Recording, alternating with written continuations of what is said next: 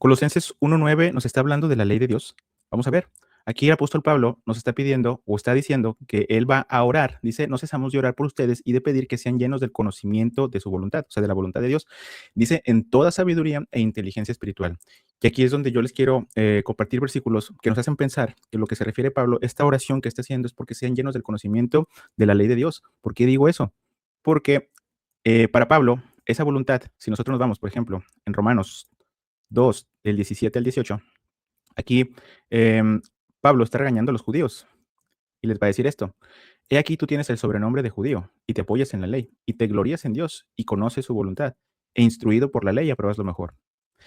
Para Pablo, aquí en este versículo 18, la voluntad de Dios es precisamente eso con lo que se están instruyendo los judíos, eso en lo que se apoyan, ¿sí?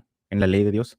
Entonces, esa palabra voluntad es la palabra en griego selama, es la misma que está utilizando precisamente también en el versículo de Colosenses 1:9. Esa palabra voluntad es la palabra en griego selama. Entonces, cuando dice que sean llenos, está orando, dice que no cesa de orar para que sean llenos del conocimiento de su voluntad, de la voluntad de Dios, por supuesto. Y luego nos dice esto, en toda sabiduría e inteligencia espiritual. Esto también es otra pista que precisamente nos hace pensar que se está refiriendo a la ley de Dios. ¿Y por qué digo eso?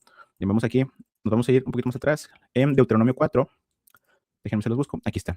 En Deuteronomio 4, desde el versículo 5, fíjense cómo dice, miren, yo les he enseñado estatutos y decretos tal como el Señor mi Dios me ordenó. Aquí estas son palabras de Moisés al pueblo, ¿sí?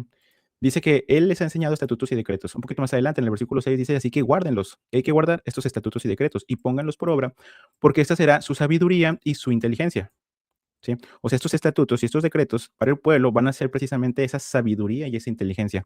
Más adelante, en el versículo 8, dice, ¿o qué nación grande hay que tenga estatutos y decretos tan justos como toda esta ley? O sea, esos estatutos y esos decretos son la ley de Dios, ¿sí? Esos estatutos y esos decretos que son la ley de Dios son, en palabras del mismo Moisés, la sabiduría y la inteligencia del pueblo. Entonces, cuando vamos otra vez a Colosenses 1:9, primeramente nos dice que está orando para que seamos llenos del conocimiento de su voluntad, que ya vimos que en palabras del mismo Pablo, esa voluntad es precisamente la ley de Dios cuando está regañando a los judíos en Romanos 2, 17 y 18. Pero luego nos dice en toda sabiduría e inteligencia, ¿sí? Entonces, esta inteligencia, esta sabiduría, como ya vimos aquí, palabras del mismo Moisés, son los estatutos y los decretos que son la ley de Dios, ¿sí? Y luego aquí al final termina diciendo en toda sabiduría e inteligencia espiritual.